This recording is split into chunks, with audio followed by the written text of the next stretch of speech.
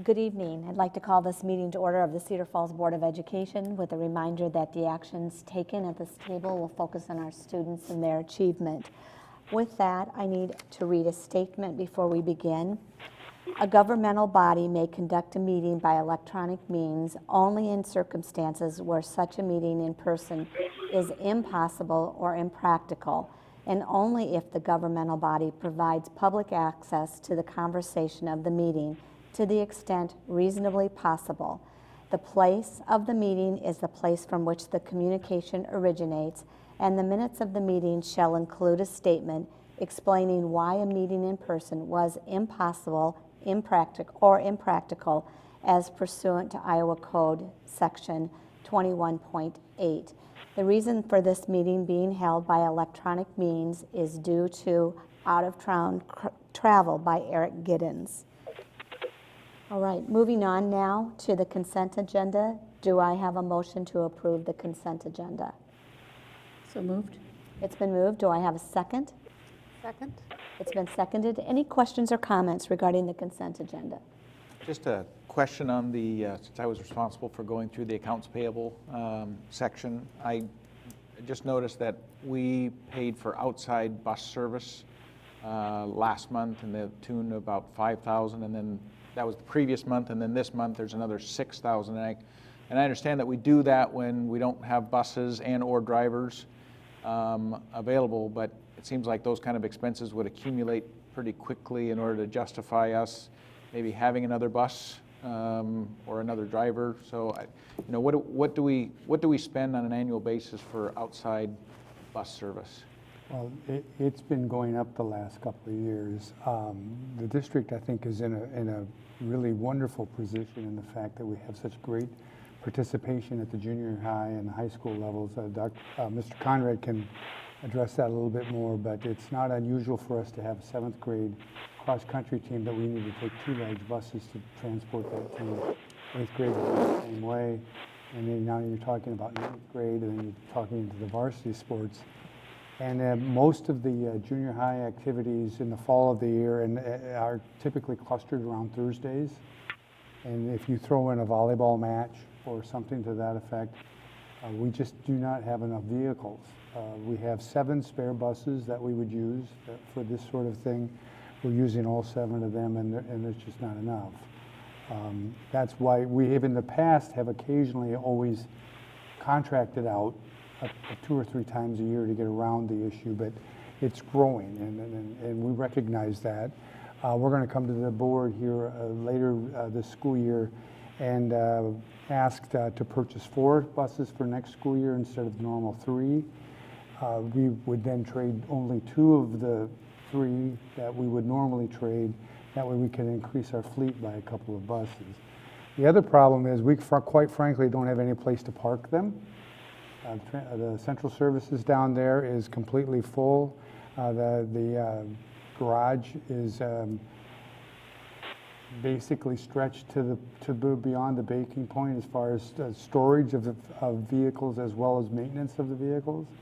And I will remind the board that replacement of that transportation facility is on the 10-year PEPAL plan, and it is something that the district's going to have to look at. So long story short, and I think, the question, how much have we spent, annually? We don't have that number in front of us right now, but it's been going up over the last year or 2. Last year we bought 3 buses instead of our normal 2 in our cycle because we're growing, which is a good problem to have. We have more students and activities, which is a good problem to have. We just need more buses now with more room to park them, with more drivers to be able to accommodate all the needs that we have. Good question. And of course, we're always fishing for anybody who wants to be a substitute bus driver, so please send your applications in. Any other questions? Hearing none, all in favor signify by saying aye. Aye. Aye. Opposed, same sign. Motion carried. Thank you.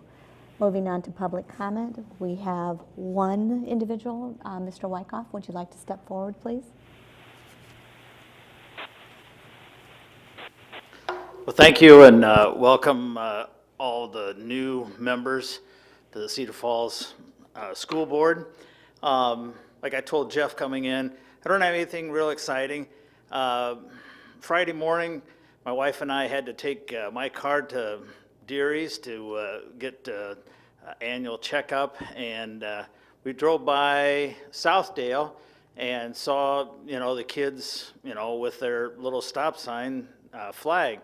And I'm thinking, now let's see, back when I was in 5th grade in Mr. Moore's pre-new Cedar Heights School, we had these belts on that alerted everybody that, hey, we're not just a student, we are a patrolman. Is anything being contemplated about, maybe putting vests on these kids to alert them that they are, the official stop person, that people need to pay attention, and I don't know, that little sign, maybe that's to code and everything, but it just kind of got my wife and I's attention that it seems like something more is needed to tell people this is a special intersection for kids. Okay, and then the second thing, are we at the max on borrowing money as a district for expenditures? We've got a lot of things coming up. Maybe we need new school buses, but I'm just wondering if we're at the max for contemplated activities down the road. Thank you.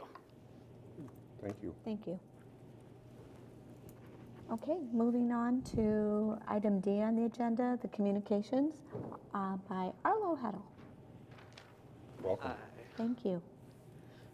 So we had a very successful homecoming dance and homecoming week. We actually sold more tickets for the dance in the last few years, so that was good. And now Student Senate and our leadership groups are kind of moving on to the food drive, which is our next big project. So this is an annual event where we collect money in cans for the Northeast Iowa Food Bank.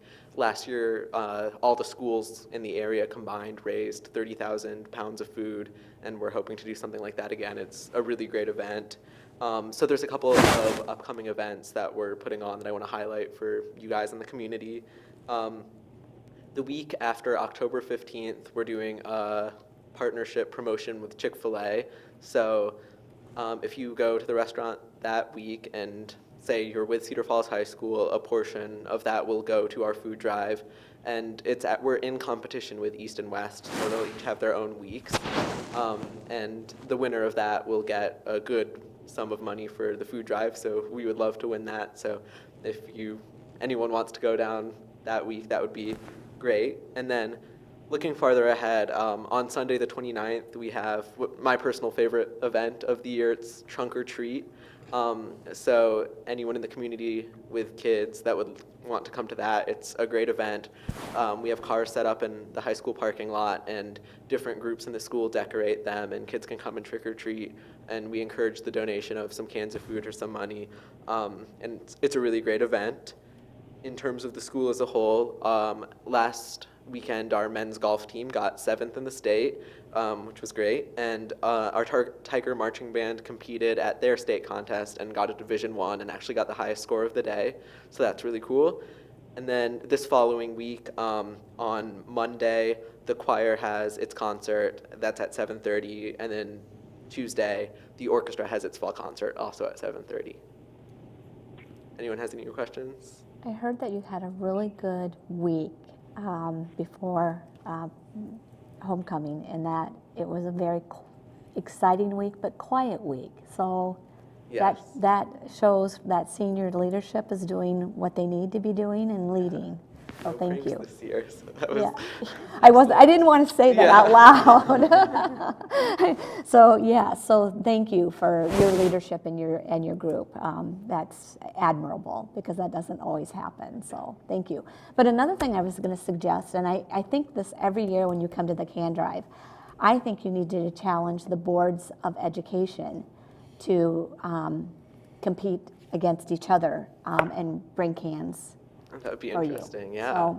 So, if you want to work together on that, why don't you reach out to me and we can see what we can do. All right, no, Okay. I will All right, thank talk to you. the food drive people. Okay. Okay, moving on.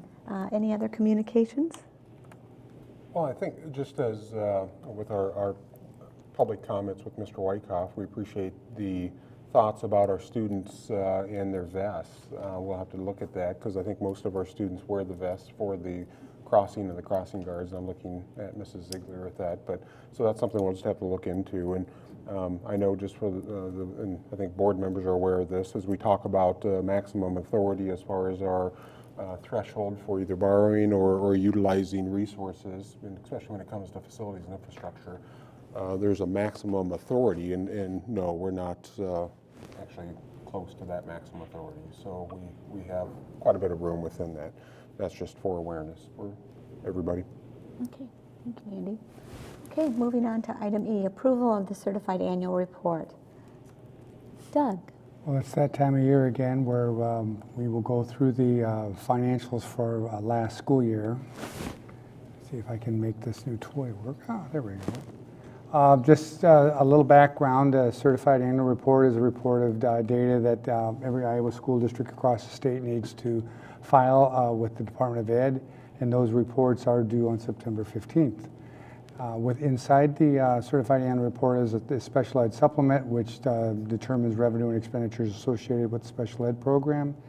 And of course, the school district follows the Iowa Department of Education's Uniform Financial Accounting for Iowa LEAs and AEAs. So the theory behind that is that every school district's coding their expenses the same. In the Cedar Falls School District, we have a number of different funds. We're required to do fund accounting as a public entity, and you can see that we have the general fund, which includes the other three funds that you see inside of that. Special revenue funds include student activity management, the district support trust fund, capital project funds, and the brand new capital project fund, which we're using for the expenses associated with the 3 elementary school projects we're currently underway, as well as the statewide sales tax fund, physical plant equipment levy, and debt service. Proprietary funds are our school nutrition fund and our coffee shop fund.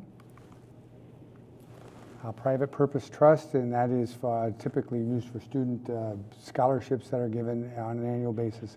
And of course the agency funds, and the biggest one of that is River Hills Consortium. Just a reminder as we start to walk through all of this, total assets is the cash and receivables that are due to the district, as well as any inventory we have on hand, and that inventory is primarily in the food service fund. And the fund balance represents the total assets minus any bills we have to pay or accrued expenses that are due. So we will start with the general fund, and you can see that our total assets basically held steady from $12 million to $11.98 million for last year, but our fund balance did slip from $5.48 million, to $4.88 million. So we lost about $600,000 in cash balance this last year. Now that cash balance is not reflective of changes in the district's authorized budget authority. It's just actual cash that we have to use to pay bills. You can see here on this screen that we're talking, you can see for total revenue we had $56.2 million, and expenditures we had $56.8 million. So to go backwards on that one slide, with our cash balances, we knew our cash balances were going to go down because we did not reserve or have cash reserve levies 2 years ago when we set the annual budget on that annual basis. And remember that 2 years ago we had a growth of about 140 students. Last year we grew 94 students. You don't receive any of those funding for those services in that fiscal year in which those students come. So you're always 1 year in arrears when you receive those payments. And I know Mr. Nefsker will show that here in a bit as well. So we knew that was going to go down, but we also know that as we went through the last budgeting process in April, we actually went and levied some cash reserves based on the authority that we have in anticipation of bringing back those cash levels back up to a higher level. So that's all part of that process. The most important aspect is our authority. And just as a follow-on question for that, so our attendance this year looks like it is somewhat equal, although we haven't got the final numbers to last year, but that stabilization will also stabilize our funding so we more predictable. I don't know if that's the right word. We won't have that lag of trying to educate a lot more students on last year's budget. We'll have the same amount of funding for last year as we do for this year. Yes, and it's going to be interesting to see then at the legislative level with supplemental state aid and what that looks like. So as we walk through that budgeting process, will be decided typically as we go into January, February, March, as we come with a recommendation to the board for April. Okay, what you see in front of you is just basically a revenue comparison from the last 3 school years. Property tax typically runs about 1/3 of the total revenue that we receive in the general fund on any given year. You can see this amount of state aid and other state categorical dollars that dipped a little bit, and miscellaneous income, and we'll kind of describe what miscellaneous income is here in a little bit. That went up, but actually the biggest piece of that increase in miscellaneous income was state dollars, and we'll kind of explain that here in a minute. When you kind of dive into it a little bit deeper, you can see the actual dollars received. There you can see the property tax was 18.6 million, state aid 23.6. The 3.9 is the categorical money we received from the state of Iowa. That's teacher salary supplement dollars, professional development growth dollars, that sort of thing. The 2.28 million is the amount of money that flows through us that goes directly to Central Rivers AEA. And then you can see the miscellaneous income, 7.6 million. And you'll notice that that's a fair amount higher than it was the previous year. And again, that was categorical dollars. Or excuse me, what will be categorical dollars. I apologize for that. The 1.782 in the blue, the biggest piece of that was state TLC money. The district started receiving TLC dollars for the first time in last school year. And for the first year of that allocation, that's considered a grant to a school district. That's why it's considered miscellaneous income. For this current school year, it now will be considered categorical money. So we're basically moving it from one pew and putting it into another pew. So when you see the report next year, it'll show as a categorical. And that amount of state miscellaneous income will shrink substantially down closer probably to that 200,000 number that you see if we had the previous year. And then also at the top, you can see where our federal dollars were with 2.2 million. Diving into the federal money a little bit real quickly, that kind of shows you the differences in what we receive for dollars. The big piece of that is Medicaid dollars. As we have more and more students qualifying for Medicaid services, we're receiving more funds associated with that. Without the Medicaid dollars, we would have actually had a decrease in federal money for last school year. If you go back one slide, you'll notice too that we had a PEP grant, and that was roughly about $1 million in federal funding to help with our physical education programs. And this will be our last year. There will be a little bit of dollars next year just with some expenses, but this is the last year you'll see a significant amount of dollars in that PEP grant. Yeah, that'll be zeroed out for fiscal 18. In the pie chart, we're trying to show here where for every dollar we received in general fund revenue for last year, you can see that roughly 33 cents out of every dollar is from local property taxes, about 6.5 cents is other local dollars. Now that other local is open enrollment in tuition, special education in tuition. When parents pay their textbook fees and other miscellaneous fees, that goes into that piece of the pie. Any rentals that we have for facilities and that sort of thing will all go into that. The state is 56%, then you can see the federal 4%. Here on the expenditure side, you can see where for every dollar where it's going out. The big thing I would note is if you take on the left side from assessment down and around and including instruction, that's roughly 75% of every dollar is going directly in some way, shape, or form towards kids on a daily basis. So the district can feel pretty comfortable in knowing that we're pouring the vast majority of our resources into students on a daily basis. And with that, we'll kind of talk a little bit about special ed, because special education is a bigger piece of our total budget. And again, you can see what the description of special ed is all about. Students have to have an individual education plan that is set up specifically for that child. And then the special ed program is a part of the district's funding formula, and then we have additional weighting for those kids that have special ed services required. Again, you can see that the state of Iowa and the school district considers all students as general education students first, and then those that have to have an IEP are entitled to those all the same services and opportunities that any other child would have that would be in the regular curriculum. We receive the same 1.0 funding program for the regular program, dollars for each one of those students, and then we get an additional weighted or funding dollars depending upon one of the three categories that you see on the screen. And what we can use special education expenses for is on the list, but primarily it's salaries and benefits for the teaching staff, as well as paraeducators that are directly responsible for the assistance with those students, and those paraeducators are typically included in that student's individual education program.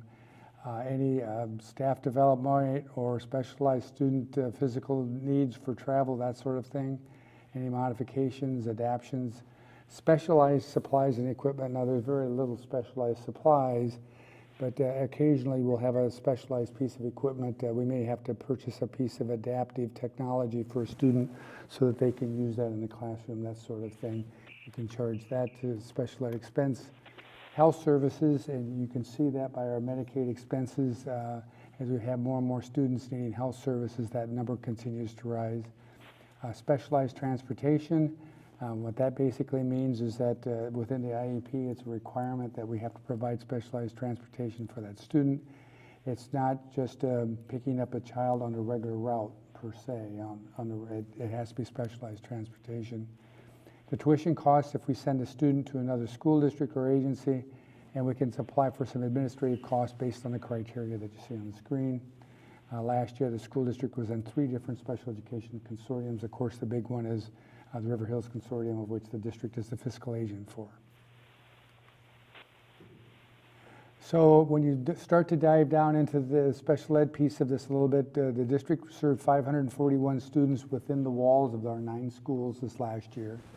And we also had 42 resident students that were served by other school districts or agencies. Some of those were open and rolled out, some of those were not. And then in addition to that, we served 83 students from other school districts that came to us. Now, the vast majority of those are open and rolled in, but there are a few that were not. And then I would also note that the cost associated with the education of these students on this screen comes from that above school district. We invoice them for the actual cost to educate that student, so theoretically it's a wash. Whatever it costs us to educate that student, we're being reimbursed for. Here you can see the total number of special education students we served last year, 666, and that would be up 24 kids from the previous year. The resident students within the district, you can see we actually have 541, and you can see the number of level 1 or the lowest level of additional services is slowly declining, but the number of kids in the level 3 program or with the highest need of services is increasing. And there you can see with those students that were tuitioned out to other school districts, again, the level 3 students are the ones with the higher need. Seems to be, it vacillates back and forth, as you can see by the chart, but for this last school year, it was up.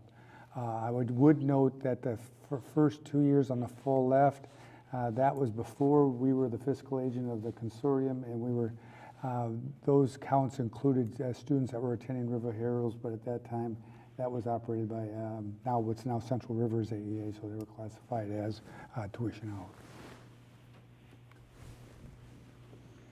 So when you take a look at what we served 583 students this last year, but notice that we actually received funding for only 528.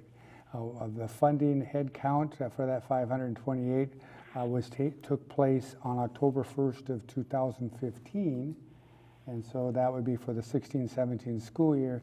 So you can see there's quite a difference in the number that we counted that we received funding for versus the number that we actually served. And this bar graph is trying to show where the dollars came from. You can see for last school year, about 7.53 million came from student count, and you can see the tuition in dollars and all the other supplemental dollars, Medicaid, federal Part B money, which we receive a little bit for, teacher salary supplement dollars, which goes into the pot, but then turns around and goes right back out for payment for the salaries for those special education teachers, and then a very little bit of non-public dollars that for non-public students. And there are expenditures, again, trying to show the same thing, salary, benefits, all the other things that are associated with the operation of the special education program. So when you kind of summarize everything, for last school year, we took in 9.93 in total revenue, but we spent 10.9. So that leaves us with obviously with a deficit of about 973,000 in round numbers. That grew a little bit from the previous year, but again, as you saw on the slide earlier, the number of kids that were counted on count day versus the number of students that we served also grew. That graph widened. And that explains part of the increase as well. Going back to that slide as well, one of the challenges, and this is fairly readily available across the state of Iowa, that the special education dollars that were funded for versus the programmatic needs and the cost of providing those services for kids don't match the levels that we receive either from the state or from the federal government. So that is why there is typically going to be a overture and a deficit within those special education accounts across the state. And that's one of the challenges and one of the things that we advocate for typically on an annual basis, especially at the federal government, because a lot of those ratios have not changed in fact, decades. So that creates a challenge when we look at the scope of services sometimes that we provide for students. And as Mr. Desker mentioned, because basically the enrollment is taken in 2015 for costs that we incur in 2016 and 17, you're always a year, sometimes 2 years in arrears trying to catch up with the funding source and the funding stream versus the number of students that you're serving, especially with students with special needs. So, and to put that into different words, you call it an overture. That in school finance, there's very few levers that, as far as property tax, that we can actually, that we actually control. Right. But this is one element where we fill that gap through property taxes on our community.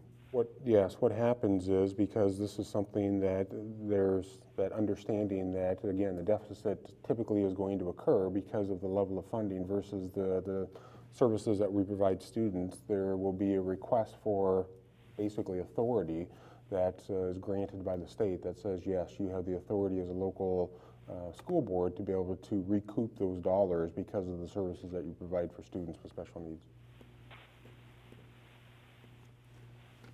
And the last slide that I have on special ed just shows the staffing, and you can see the staffing, teaching staffing is in the blue, and then the paraeducators in the gold. And as we have more students come in and more students with more either medical or physical needs, the number of support personnel we need to work with those kids continues to climb. So we'll talk a little bit about school finance here, and here are some of the highlights about that. We talked about cash, and that's what we have on hand.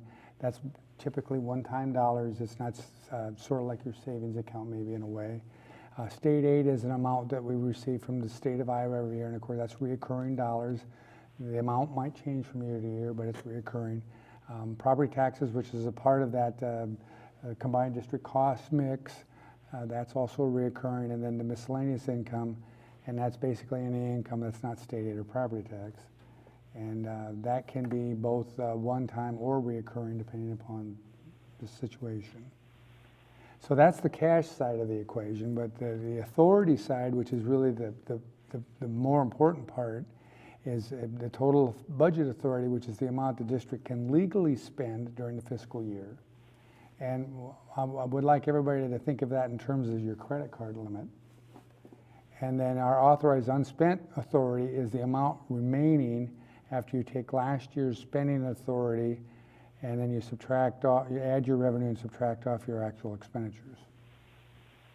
So we're kind of sort of dealing with two different trains of thought here when we go through school finance for the general fund. And you've got cash, which is important, but you also have the authority piece of it. And it's rare that the two match. So the Iowa Association of School Board has developed some key financial indicators to kind of take a snapshot of a district's health at the end of a fiscal year. We're going to go through 4 of them here quickly this evening, and you can see what those are, and we'll do a little bit more detail with them. The first one's enrollment, and for us, that's always been a positive thing. And as you can see, with our enrollment has increased north of 15% over the last 8 school years, and that does not include any increases in our 4-year-old preschool program. So we've had some very nice growth over the last 8 years. Our financial solvency ratio, however, has slipped. And the financial solvency ratio is basically taking your committed, assigned, and unassigned fund balances and dividing it by your total general fund revenue minus the flow-through amount.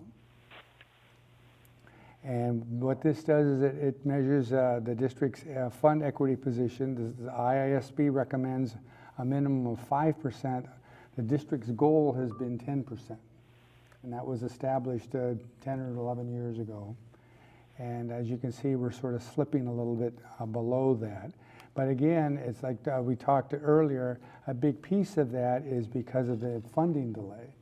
You'll notice in the 2015-16 school year, we were up 140 plus students.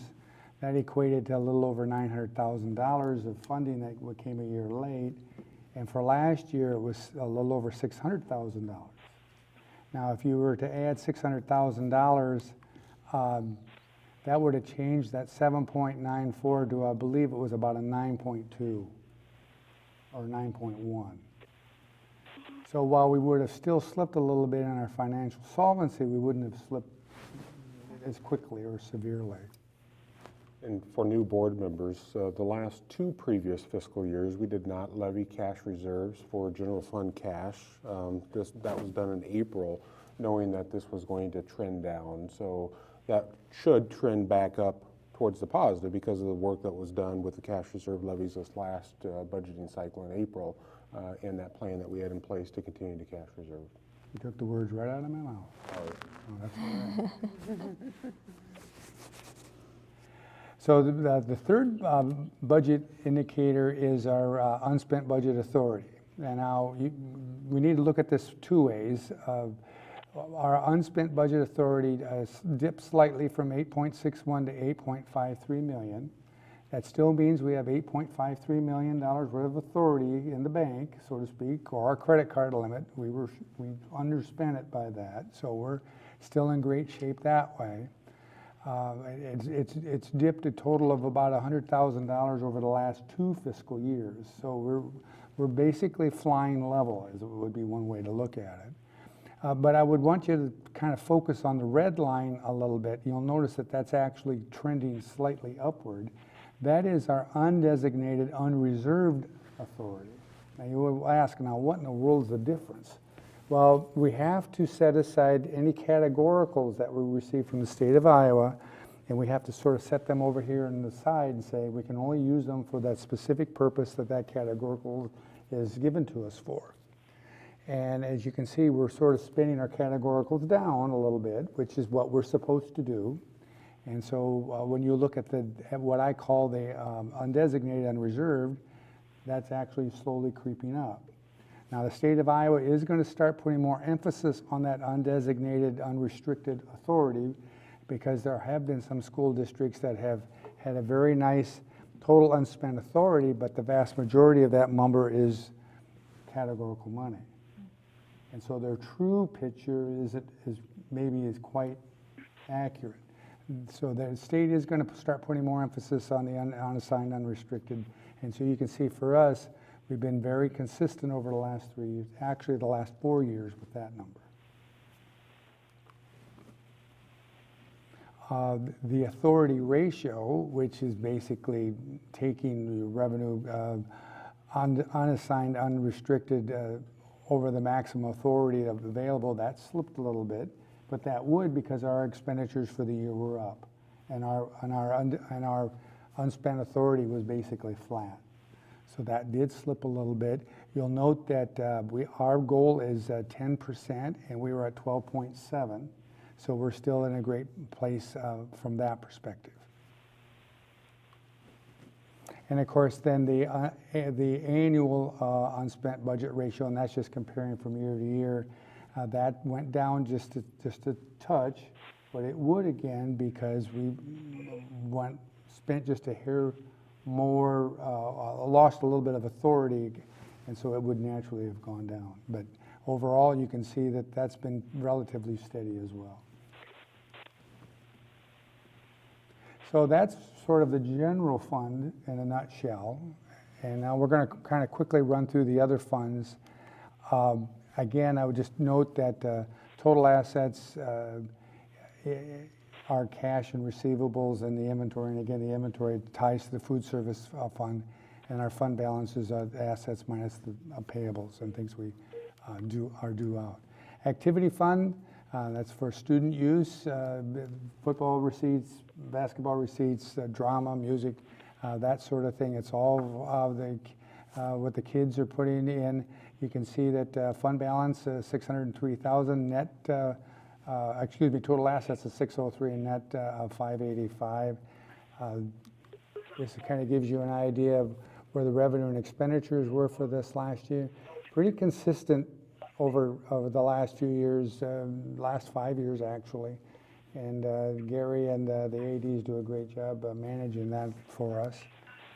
Management levy, and again, we use the management levy to pay our workers' compensation, auto, liability, the crime, premiums, that sort of thing.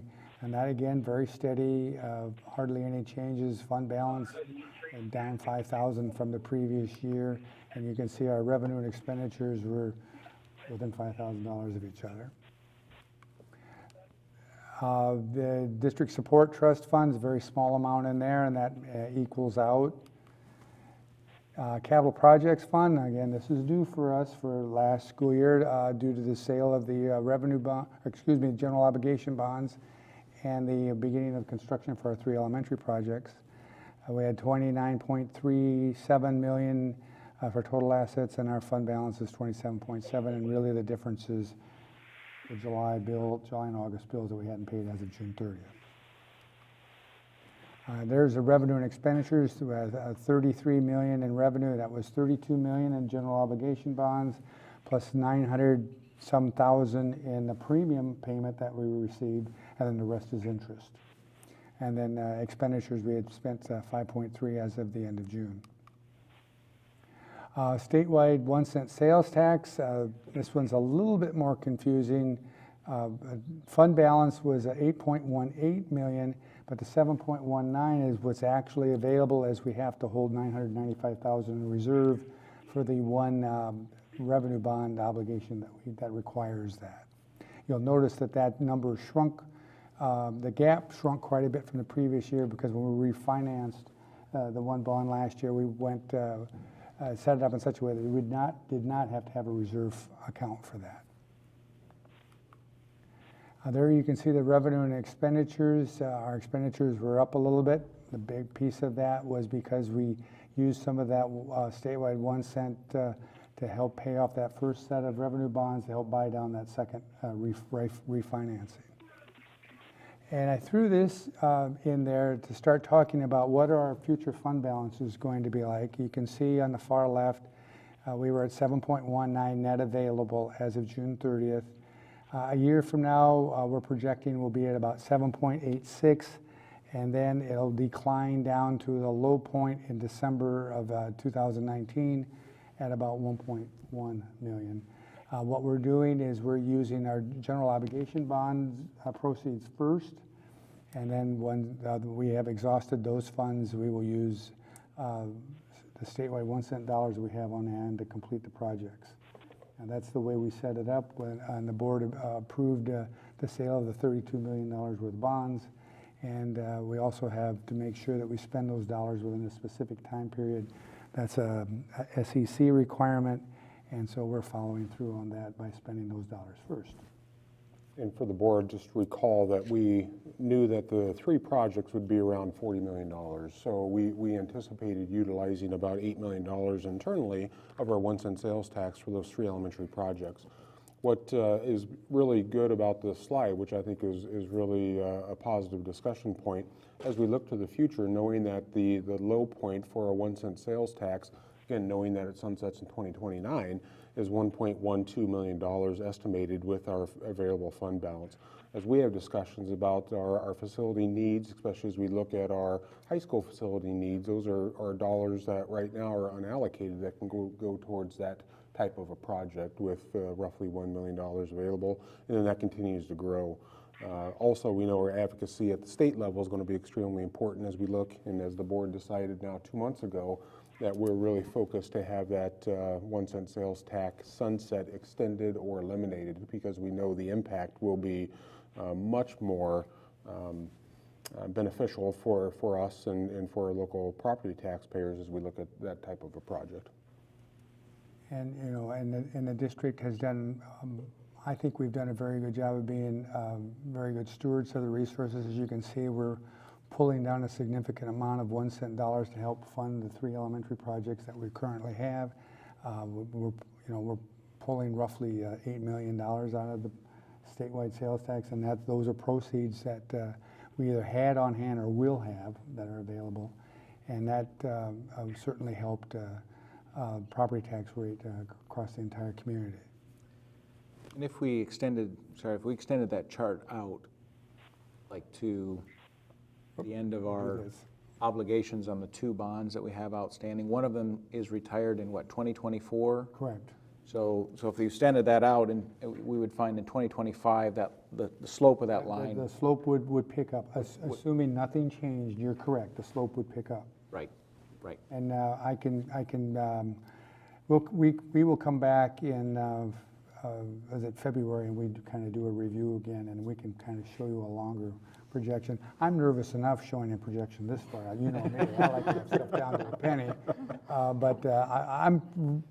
This should be conservative balances, unless my furniture budget is low.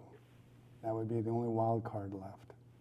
So we'll hope that our furniture budget is on target for the elementary projects. And your point is well taken, that if the sunset is extended, then that line goes up at a pretty sharp angle. The slope of the line gets even steeper. Exactly, right? And that's why it's so impactful for us locally, that if that save 1 cent sales tax does get extended, you'll see instead of $1 million potentially that we can invest in there, that goes up to, tens of millions of dollars, so that we can invest in projects that we know are impactful for our kids. So for example, for us to be able to accomplish a new high school, that's critical, because we're able to bond against those save funds, which will lessen the property tax ask that we have for our local community. Significantly. Right. How stable are those save funds from year to year? Very stable. Typically, what will happen is the state gives us a projection every year, and that projection is based on 95% of actual revenue. And for the school district, we get an early present in November every year as we get that reconciliation payment, and that has ranged anywhere from $200,000 to $400,000 annually. Now, with the changes in the legislature enacted for sales tax moving forward for this new school year, that may change that a little bit, as there are some manufacturing sales tax receipts that will no longer be available to us. but they've always been pretty accurate in their projections, and they throttled back the amount per student a little bit for this year, so I still expect them to be accurate.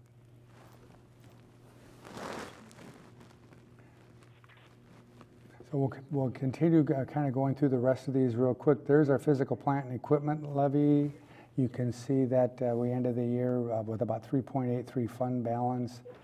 That is going to change for this next year. You'll notice that we spent about 2.8 and took in 3.45. We're on track this year to spend about 4.4. And again, we talked about that when we approved when the community approved the 10-year extension of the PEPAL levy, that we were going to be throttling up some projects, and we're in the process of doing that. So that you'll see that those lines cross this time when we, next year when we get back together. And just for new board members' awareness, I know board members that have been sitting for a while know this, but here in the next 2 meetings, we'll bring back that 10-year physical plant and equipment plan to the board, go through that to make sure everybody understands what some of those projects are on that plan, kind of the timing of when those would occur, and just the ongoing annual costs that we have with bus fleets, with preventative maintenance, with technology purchases and things like that. And that's always important for us to have that in front of everyone. Debt service levy, that should be a 0, because the idea is what you put in, you spend out, and so we managed to accomplish that. There you can see our revenue and expenditures. That's a inflated revenue and expenditure amount, but then again, we had we did some refinancing this last year, and so that's why that number looks higher than it would normally look. Proprietary funds, there we go. There's the food service account, and you can see that our net fund balance without the pension liability is $491,000. We had to start recording the pension liability starting last school year, so you can see the dash line would show the number without that. It is very nice to see that fund balance pop up after, as you can see, it's been slowly declining the last few years. We're taking, as I've said before, I'll say it again, we've been taking advantage of that. We bought some new equipment for them this year. And so that, we're going to take those dollars and reinvest it back into the program. There you can see the revenue and expenditures for this last school year, and you can see typically they run pretty much parallel with each other. I just remind the board that in 15-16, we were able to take advantage of some end-of-year commodity purchases, and that's why you see that little spike up in the expenditures for that particular year. And the fiduciary accounts, there's the private purpose trust. Again, that's for scholarships that are given to individual students that, again, zeroes out or matches each other. Agency funds, the biggest piece of that is River Hills, and remember there's always that 1 month delay between when we may receive dollars and we expend those dollars out to Central Rivers AEA, who's running the program for us. And these funds, anything in the agency fund, they're custodial accounts, and there is no fund balance associated with a custodial account because they're not our funds. If you go back one slide, Doug, there is one year, 14-15, where the assets and fund balances aren't? We had if I recall correctly, we had a couple of scholarships that weren't paid out by June 30th. That's the difference. Okay. So now the treasurer's report, and this sort of, everything that we've talked about here sort of brings us all together. Total revenue was $122.2 million, but again, note that we sold $32 million of general obligation bonds, and we also refinanced another $18 million. So that's a pretty significant piece of that 122. And of course, on the expenditure side, we had $96 million, but again, 18 million of that was the refinancing of those revenue bonds. So that kind of tosses it a little out of proportion. And there you can see, historically, from a line graph perspective, where we had been running, and with all the refinancing we did in the bond sale, that's why you see what it is. It was just a quiet year last year, nothing in particular that we did exciting. So So if you kind of took that, all that quiet activity out of the picture, That was the idea behind it. it's about 75 million. That's kind of our operating expenditures on a year over year. If you're taking out the financing and all that coming in, is about $75 million. We are anticipating for this current school year that we will cross the 100 million plateau in expenditures. But when you have 3 construction projects going on, that tends to skew things just slightly. Right. So we'll take that into consideration as well. So it depends on some of the federal funding and grants that we receive, but typically that's going to be in that $70 to $75 million total budget, total revenue expenditure range. Correct. And I would be remiss without thanking my staff, Danelle, Carrie, Jill, and the other team that I have. I am so blessed with such a great team in the office, and they quite actually make me look good, and that's not easy to do some days. So, and I would entertain any questions about the report that the board might have. Do we have a motion to approve the certified annual report? I move that the Board of Directors approve the 2016-2017 Certified Annual Report, 2016-2017 Certified Annual Report, Special Education Supplement, and submit a request to the School Budget Review Committee to seek allowable growth and supplemental aid for the negative special education balance of $972,950.70. Thank you, Jeff. Do I have a second? Second. It's been moved and seconded. Any questions or comments regarding the report? So I just want to, just from a context, as I guess I was making the comment before, this is like unfunded mandate almost type of situation. I mean, we're serving the special education students within our district, and the funding formulas that are given to us by the state do not allow us to adequately fund that special education, how we're serving those special education students. And so therefore we come up with this deficit, which is this, nearly $1 million, which we ask the taxpayers of the community to help supplement so that we can provide the education to these special education students. Is that a good? I think that's a good way to describe it. The state of Iowa determines the funding, but yet at the same time, a school district is required to provide free and appropriate education and meet the needs of the students, and sometimes they just don't match. And we are fortunate in Iowa that we do have I guess I would call it a way to recoup those dollars. A lot of our neighbors, in neighboring states, when I talk to them at conferences, they don't have that option that Iowa has.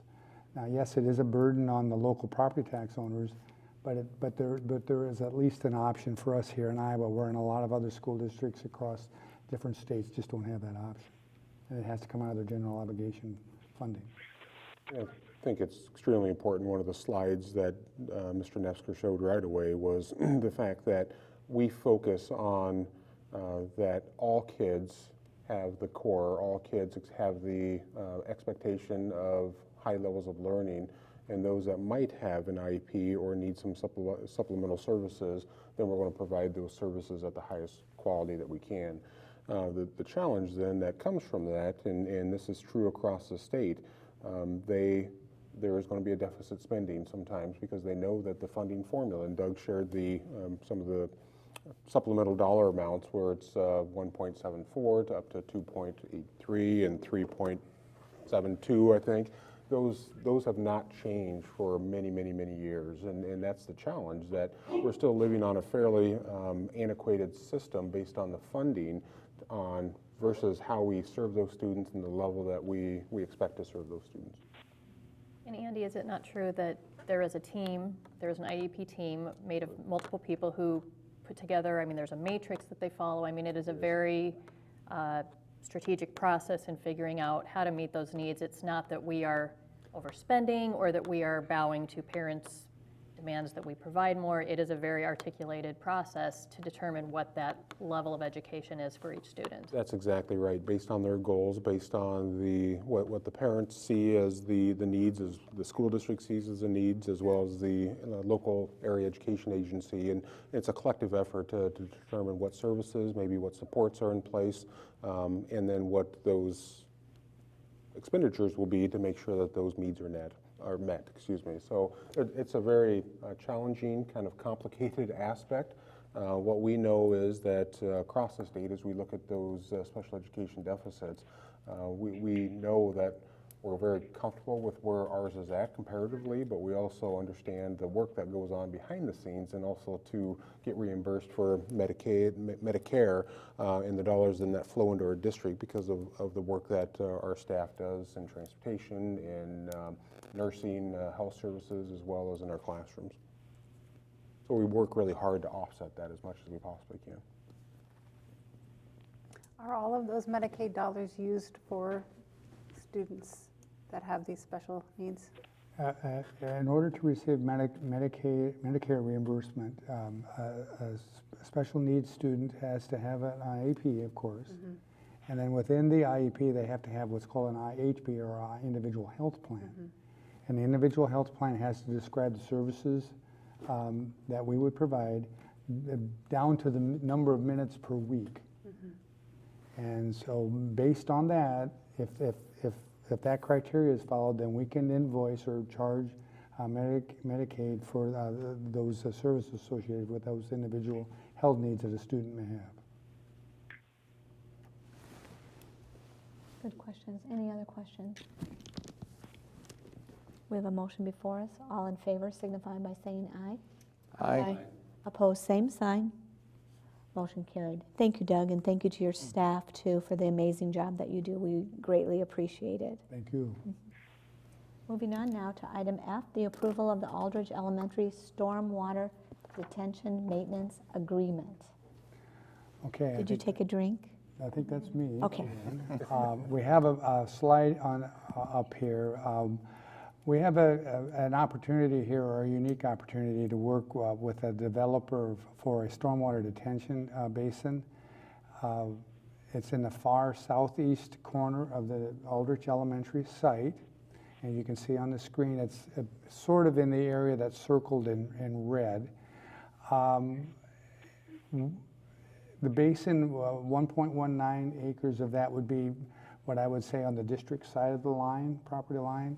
And another 1.42 would be south of that, and that subdivision, that would serve the Arbor subdivision. Now the civil engineers, the district civil engineer and then the engineer for the Arbor subdivision have sized the pond appropriately, or the basin, excuse me. And 1.19 acres would be large enough for our watershed flowing into that.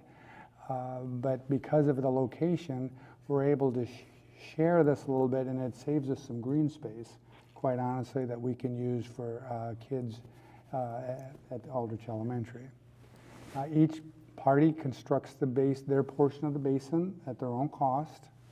And so we're in the process of doing ours, and if you've been out there lately, you'll notice there's a pretty large hole on either side of the driveway going to that, and that is Arbor's basin going in as well. And then once we're all done, then the district would take over the management of the basin. Now what that basically means is we might have to mow some grass a couple of times a year. Maybe once a decade we have to go on there and clean out a little bit of dirt that for the intakes, that sort of thing is really very, very minor work. And then the ultimate goal for us is that basin would be used as a outdoor classroom for the children at Aldrich as well. So there's really a very, very minimal cost associated with this, but we need to have the agreement put together so that we complete our portion of the final plat for McMahill, as well as the final plat for the Arbors, for that developer, for what they need on their subdivision as well. And Doug, assure us that there's, in the detention basin, if we have a storm and there's a lot of water runoff, there's going to be water in it. Correct. But it's not it will dissipate. So it's not going to sit there and become a pond. That is correct. Okay. And now the best example I can give you for those folks that live around Cedar Heights, we have a couple of small detention basins in the southeast corner of that playground area. They're not very deep, maybe 3 feet deep at the most. And when we have a heavy rain, yes, they'll fill up, but within an hour or two, they'll drain out. And the same theory will happen, or same process will happen here, is that it'll fill in and then it'll drain out. It captures the water and then it disperses it out at a more controlled flow rate.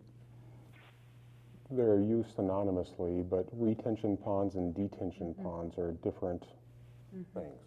So this is detention, where it's not retaining water within the pond consistently.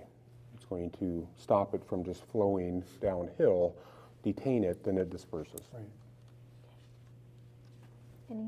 Go ahead, Jeff. Yeah, and the advantage for us is if we did this on our own, how big would it have to be how big would it have to be to accommodate us? We would have had to have pushed further north, and we would have lost some green space that we can use for the kids for playground space. Quite honestly, because we've been able to partner with the developer to the south, we will have enough room directly south of the parking lot in for a full-size soccer field. Or three-quarter size, something to that effect. So the win for us It's is... a win for us. It's a win for us because we get more space, green space that the kids can use for activities and... And if you go back to the slide, you'll see the dark line that kind of curls around just north of the detention basin. That's going to be a walking trail for kids, and that'll be used as part of physical education classes. Now that will be lime, it won't be concrete. But because we were able to do that, we're able to make that the appropriate size, and I think, is it a mile around? I think it is, a mile around. So we're able to leverage some advantages of having a little bit smaller footprint for the detention basin area. And it also, we're being good neighbors as well with the development that's going into the south. The development that's going to the east of us, they're not included in that. They're going to have to do their own thing as far as stormwater runoff when they get to that part of the development. And obviously, anytime you do things in partnership, the overall cost goes down. If we build a separate retention pond fully on our property, the local developer built a retention pond or detention pond solely on their property, the dollars per those would go up significantly. Doing this collectively together with one larger project, you have much more economies of scale and the cost goes down. Do we incur any other liabilities, in particular legal liabilities through this agreement? No, we do not. I've checked with our insurance carrier, we do not. Do I have a motion to approve the stormwater detention maintenance agreement? I move that the Cedar Falls Community School District Board of Education approve the agreement with the Midwest Development Company for the construction and management of a joint stormwater management area for the McMay Hill First Edition and the Arbors Third Edition, Cedar Falls, Iowa, as presented. Thank you, Jenny. Do we have a second? Second. It's been moved and seconded. Any other discussion or comments? We just appreciate the developer to the south, the Skogmans, that are working with us through this process, and it's been a very good partnership. Good, thank you. All in favor signify by saying aye. Aye. Opposed, same sign. Motion carried. Can I add one more comment? And I think I've said this maybe 3 or 4 consecutive meetings. If our community had not driven out to the western Cedar Falls areas, please drive out there and just see the development, the growth, the homes, the new building. It's really amazing, the growth that is occurring in those areas. Yeah, absolutely. Okay, moving on to approval of the SBRC application for the you're going to explain these acronyms, right? For LEP modification, modified allowable growth.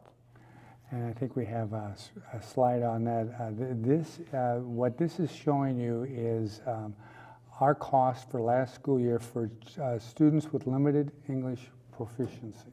Thank you. And you can see it's the vast majority of the $246,000 that we had in expenses for last year was salary and benefits for staff working for those students. And so if you look on the second page, you can see there's the dollars that are coming in. We received the weighted funding of just under $112,000. We had some other resources that the district was able to chip in, $23,500. And then modified allowable growth for that we applied for through last year that you receive automatically when you apply. based on certified enrollment was another 10,000. So we had a total revenue available of 145,400. So you can see that we were $100,595.86 short. And that would be our request to the School Budget Review Committee, so we can recoup those dollars, the cash that we're short, and as well as receive the additional spending authority for this excess cost for last year. All right, do I have a motion to approve the SBRC application for the LEP modified allowable growth? I move that the Board of Directors of the Cedar Falls Community School District approve the application to the School Budget Review Committee for excess limited English proficiency, LEP, student costs in the amount of $100,595.86. Thank you, Susie. Do we have a second? I second. It's been moved and seconded. Any questions or comments? If you look at the application within the folder, you will see actually we have 26 different languages spoken across our district. Again, a lot of these are families that move into our district from multiple areas across the world, and very exciting to be able to have multiple backgrounds of students that we serve, but there's also opportunities there and some challenges as we look at how do we best educate those students that might come into our district with limited English backgrounds or no English background. So certainly something that we appreciate the board moving forward with this request to the SBRC. And these students just don't come in their kindergarten year. They come in at all different levels, correct? They do, correct. And again, a lot of them are families that might work at Deere, families that might work at the university, families. So there's a lot of different backgrounds and at different age spans. So that's one of the opportunities that we certainly have as we look forward to each year, trying to maximize those resources to serve those students in the way that they need to be served at those very high levels. Any other questions or comments? Hearing none, all in favor signify by saying aye. Aye. Opposed, same sign. Motion carried. Moving on now to the board committee assignments. Well, in relief of Doug, there is a board committee list within your packets. The thought tonight was certainly not necessarily to select all these, but to give individuals the opportunity to kind of look over the list. There are names assigned to some of the committees, but those are returning board members that served in those roles last year. Certainly not something that we have to have going into this upcoming year. So if there's different committees that you see as appealing as a new board member that you would like to be involved with, I think it's really just an opportunity to reflect, to look through these. There is one that we would need to, and it doesn't have to even be a voice vote by any means, just kind of affirmation. The delegate assembly individual from the board. Last year that was Mr. Hassman. What that simply means is that that person receives the information through Iowa Association of School Boards. Actually, they get a packet of information. Anybody's invited to go to the delegate assembly. However, our new board members, as well as Joyce, are going to go to a new board member orientation the morning of the delegate assembly. So really, Jenny or Susie, you would certainly be very welcome to go to the delegate assembly if you'd like to, but the hope would be that Jeff kind of clicked the clicker well last year, so we would... Really did it well. Thank you, thank you. Appreciate the recognition. and certainly say if the board's okay, that would be the one committee that we would want to assign tonight, because that's due by the 13th of October, so you can get on the list to receive the packet of information. Otherwise, it's really open-ended. If there's questions about what these committees do, we have a little star by the Career and Technical Education Advisory Council. We have basically been told by the state that that is going to have to change. What that looks like into the future, we don't know, but there's going to be different advisories for different career strands and different pathways within our career and tech areas.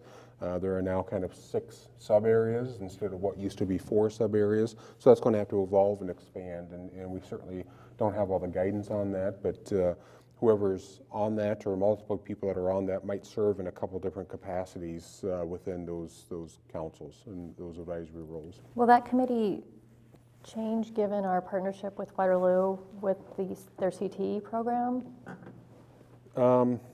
That's a great question. And as we now continue down the pathway of kind of the regional approach, especially some of the components that came out from the last legislative session about the CTE programs across the state, there will be some different advisory capacities that we'll have to have in place. And what that looks like, we don't know yet.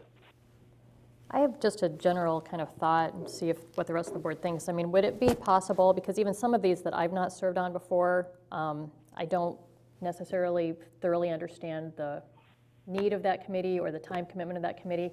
Would it be possible, and I'd also advocate taking everyone's name off, having you send out kind of a brief description of what that committee is and what the time commitment is, you know, if they meet during the day, if they meet at the evening, and then we could either have a Google Doc or people could just submit to you kind of maybe 4 or 5 areas of interest, and we could come back and discuss at that point. I mean, I don't think, there's several that I've been on for a long time that I'd be more than happy to allow someone else to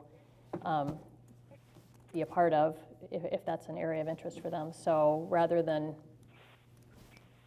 just throwing it out there. Good idea.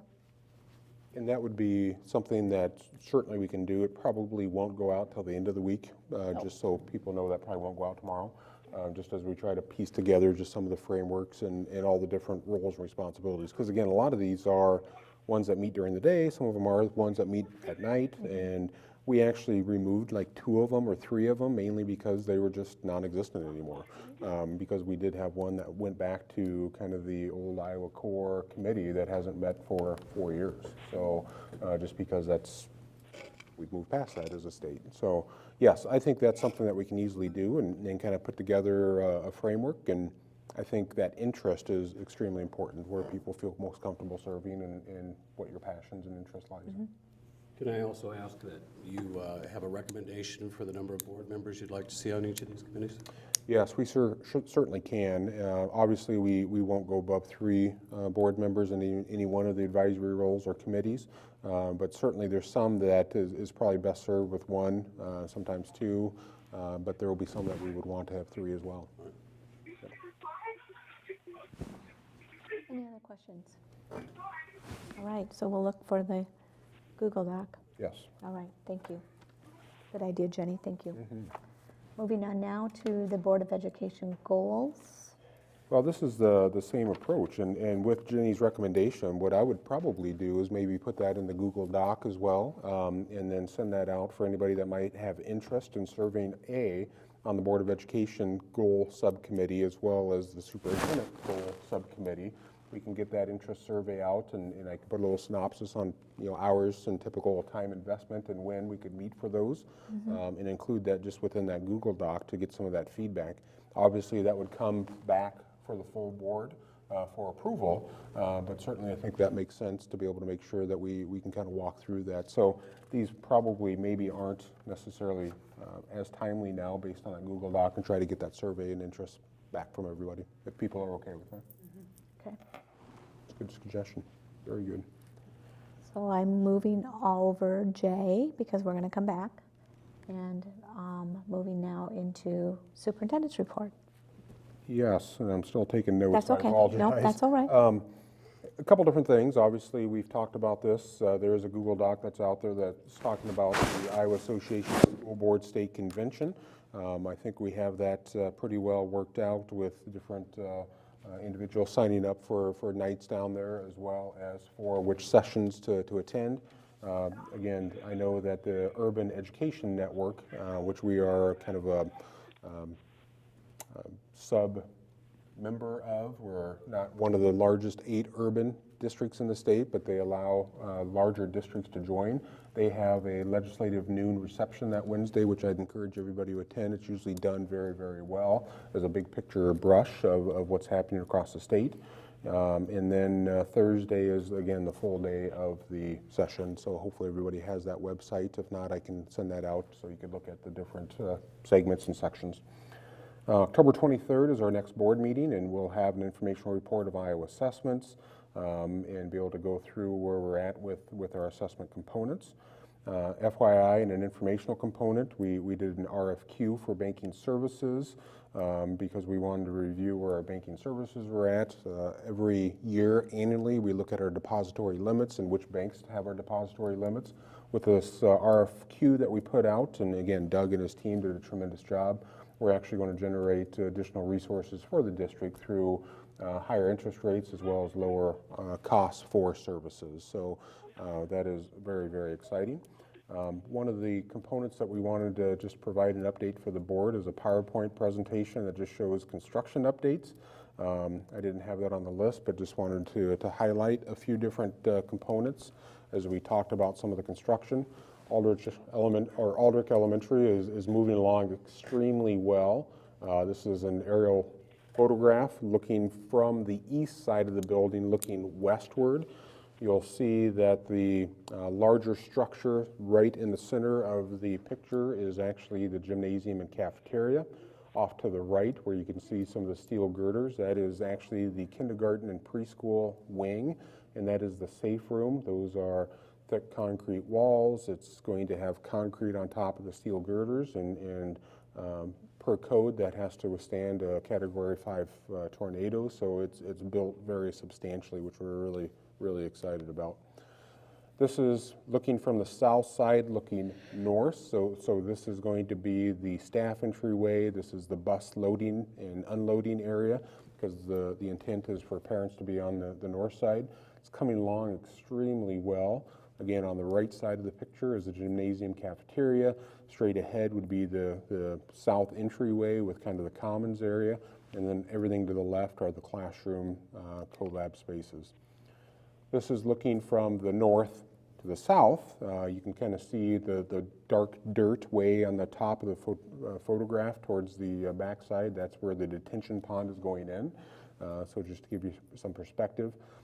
Again, the roofing is being installed. Some of the masonry work on the exterior is being installed as well. So very exciting as we continue to move forward. So on that picture, just a quick question. So I see that the road's being paved there to the west. It is. Is that road going to be all the way through from Viking up? Yes. By this time next year? It'll be completed from Viking to our north property line. Probably here within the next month or two, more than likely. That is already north of Viking, going through the Arbor subdivision. That's called Arbor's Drive.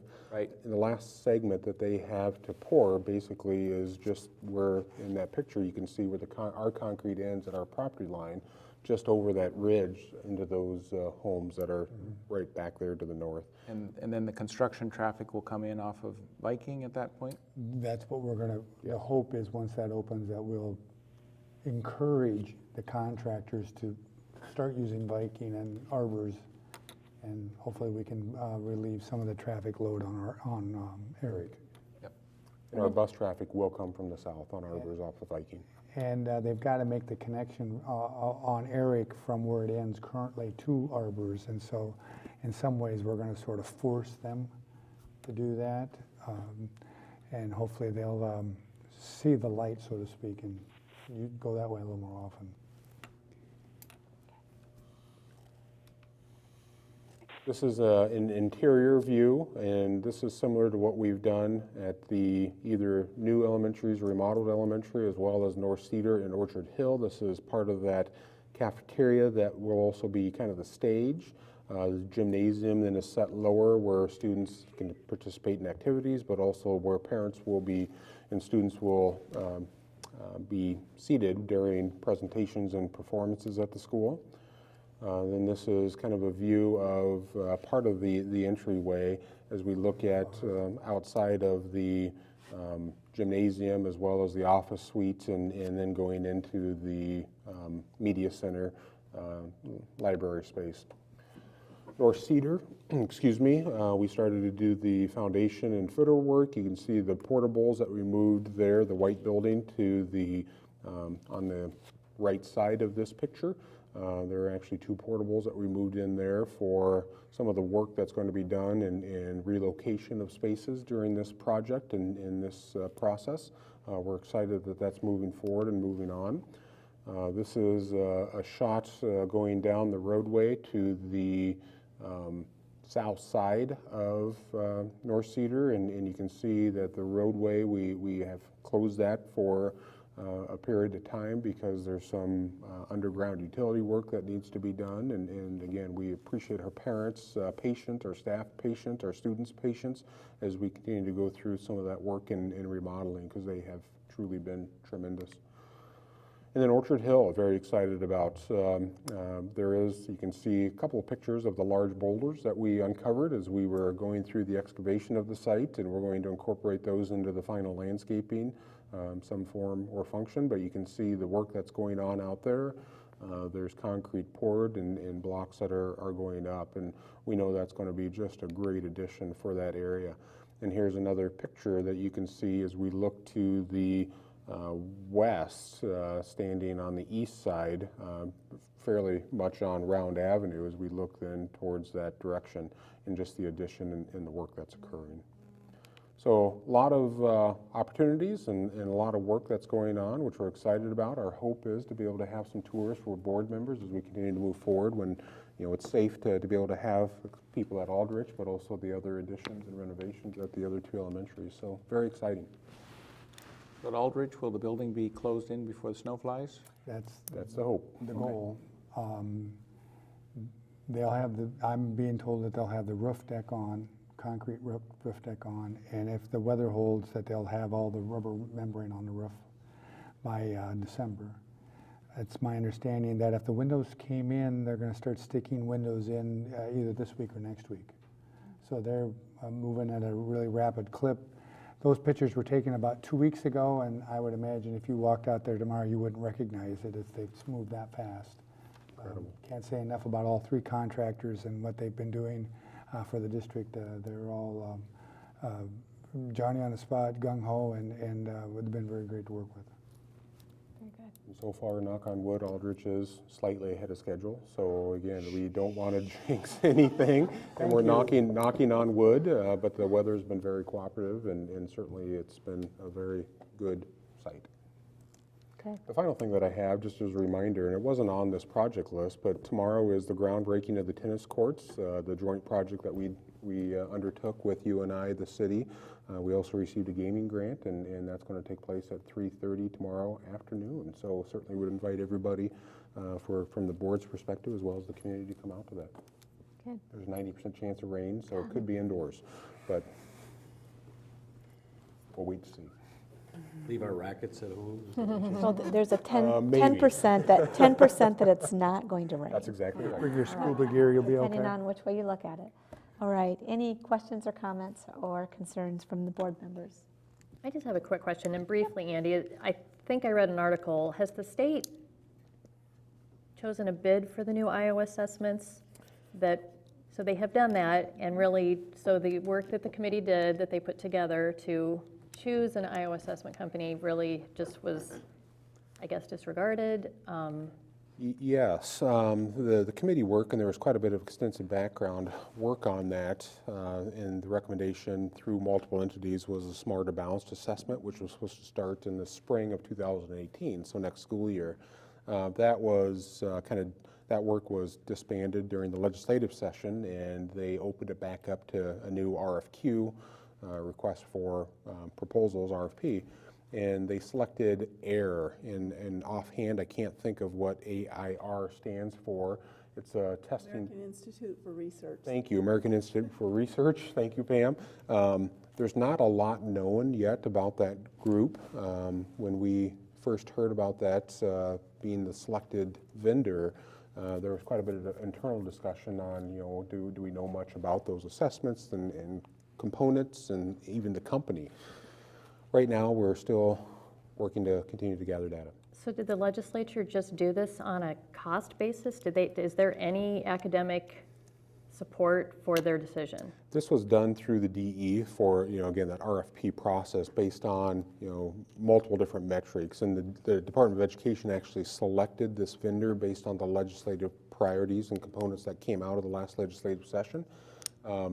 So not knowing enough to really say, is this going to be a better assessment than what we currently have, or as good of assessment as what we hoped Smarter Balanced would have been? We can't really say that.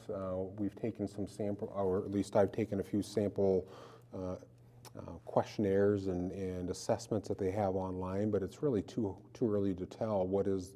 Again, we always look at kind of the fidelity of the assessment. We look at what is the research behind that assessment. And right now, we just don't have a lot of that available to us. So this was not one of the companies that that committee would have studied when they did their, I don't think this was one of the original companies, because they narrowed it down, I think, from like 6 or 7 and narrowed it down to 3, and then from there selected one that they gave to the legislature, which was Smarter Balanced. And I do not believe AIR was one of those that the committee reviewed. I do have some experience with AIR just because they were used to judge some of the efficacy of TLC. That was the only connection with Department of Education that I know of. Yes, they do a lot of research based, and it looks like assessments is something that they're moving into. So it'll be, and again, they have some educational background, but not necessarily a lot of exposure and experience that we can find on assessments. So it's kind of an ongoing chapter that we haven't written yet, but it will begin in spring of 2018. Is that fair? I think 18, not. Oh, excuse me, 19. spring of 19, sorry. This is 2017 already. So spring of 19, so next school year is when those will begin. Thank you for that. Any other questions or comments? Hearing none, do I have a motion to adjourn? So moved. It's been moved. Do I have a second? Second. It's been moved and seconded. All in favor signify by saying aye. Aye. Aye. Opposed, same sign. We are adjourned. Thank you.